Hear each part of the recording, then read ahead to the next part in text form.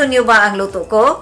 Gusto ko rin ang luto niyo. Halina kayo, samahan ninyo ako sa aking pagluluto ngayong araw na ito.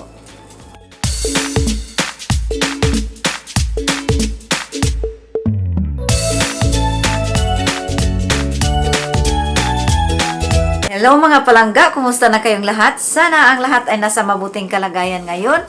At ngayon, may panibagong recipe naman tayo. At ang lulutuin natin ngayon ay ang tinatawag na spaghetti pasta with clams and red sauce. At ipapakita ko sa inyo ang ating simpleng ingredients. Ang ating mga ingredients mga palangga ay of course, ang ating clams. Uy, nag-open na silang lahat. Ang spaghetti, ang red sauce natin, tomato, onions, oil, kunting soy sauce, at saka maglalagay tayo ng pitsay, at pagkatapos lagyan natin sa ibaba ng oregano. At kung makikita ninyo dito, tayo ay nagpainit na ng pots or tubig para tayo ay lulutuin natin ang ating pasta. So, hihintayin lang natin na siya ay kumulo. Kung makikita natin dito, ay hindi pa lang kayo makakita. Kumulo na ang ating tubig at ngayon maglagay na tayo ng pasta. Ako lang ang kumain nito mga palangga dahil ang asawa ko hindi siya kakain ng iwan ko kung kakain ba siya. So, bigyan natin pag gusto niya. Yan.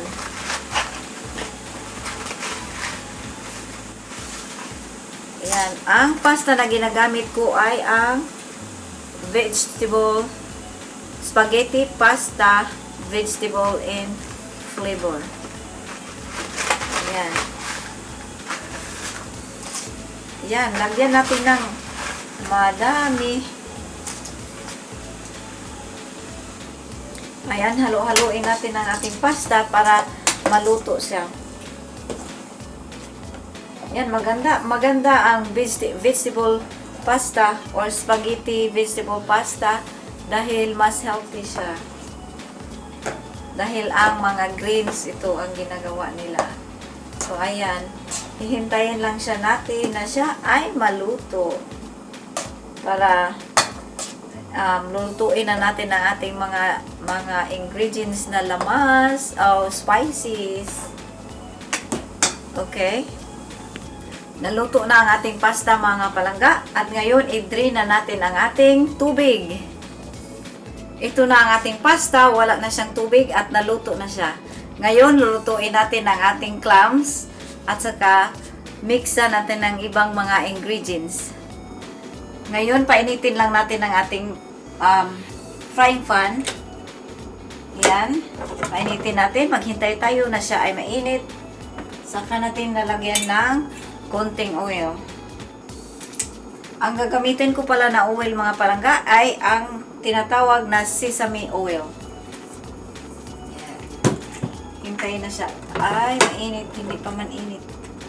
Maganda pag mainit dahil parang hindi magtalsik-talsik yung mantika.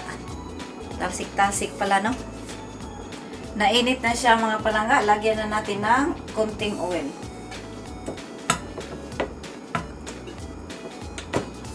Ayan. Painitin lang natin ang ating oil. Ayan. Mas maganda pag mainit ang oil. Oil pala. Yan, wala pa, nainit. At ngayon, ready na ilagay ang ating onions. Halo-haloin lang natin. Palutuin natin ng konti ang ating onions para naman malasa ang ating niluluto. Diba? Yan, ipagpatuloy lang natin ang ating paghalo-halo. At ang susunod natin ilagay ay ang ating clams. Ito na ang ating clams.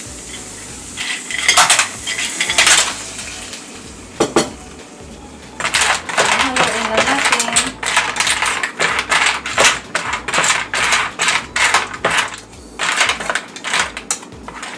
ang susunod nating ilagay ay ang ating tomatoes. Ayan.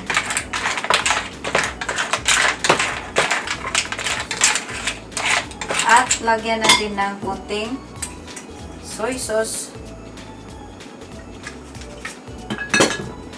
At halo-haloin lang natin siya. Pagpatuloy natin halo-haloin. At takpan natin siya at maghintay tayo na maluto ang ating tomatoes. Sobra talagang sarap para sa akin ang seafood pasta, mga palangga. Dahil yun, yung maganda ang seafoods, dahil maganda yun para sa ating thyroid, lalo na ako dahil nagka-problema ng thyroid. Pero okay na ngayon, pero pagpatuloy ko pa rin ang pagkain ng mga ganitong uri or mga shellfish or kahit anong mga isda, basta isda, dahil para makatulong sa ating thyroid. Ang mga shellfish kasi or mga seafoods ay maraming iodine. So, pag lacking kayo ng iodine, so kakain lang kayo ng maraming seafoods para matulungan ang inyong iodine sa katawan ninyo. Pero pag sobra naman ang iodine ninyo, so wala kayong choice. Pupunta na kayo ng doktor para magbibigyan kayo ng doktor ng pangpababa ng iodine ninyo. Kumulo na siya at ngayon lalagyan natin ng konting pitsay. Ayan. At saka halo-haloin lang ninyo para madaling maluto ang ating pitsay. So ayan, halo-haloin. Saka madali lang siyang maluto. But halo-haloin lang natin ng mabuti para siya ay maluto. At ilagay na natin ang ating pasta. At ilagay na natin ang ating pasta. Ayan. At halo-haloin natin dito ng ganito. Ay, maganda siya mga palangga. Halo-haloin natin ng mabuti para mag-mix yung mga ibang ingredients na nauna nating nilagay. Ayan. At ang susunod naman nating ilagay ay ang ating red sauce or ragu. Ayan. Lalagyan natin ng red sauce. Ayan. Ayan. Nandito na siya. Ayan. Mukhang masarap. At ready na siya natin i-transfer sa ating lalagyan.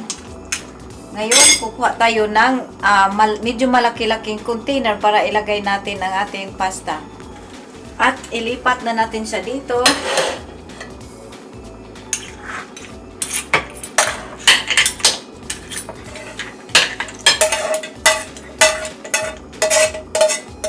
Ayan. See, maganda tingnan ang ating pasta. At lalagyan natin ng ating oregano. Ayan. Ayan. At halo-haloin natin siyempre. Ayan. I-turn off pala natin ang ating apoy. Ayan mga palangga. See, tingnan nyo. Maganda siya tingnan.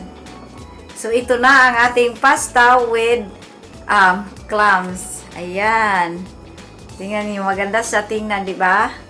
Ayan, mga palangga. Ayan. Ang sarap. Tikman muna natin.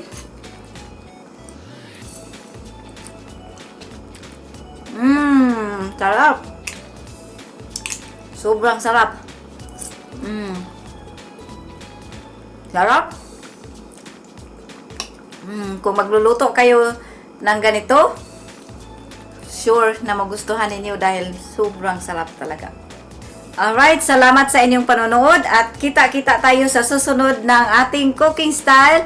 Always stay happy cooking! Shout out sa lahat ng aking mga subscribers dahil malapit na tayo mag 4,000 subscribers. Bye! At see you sa susunod nating cooking style. Bye-bye!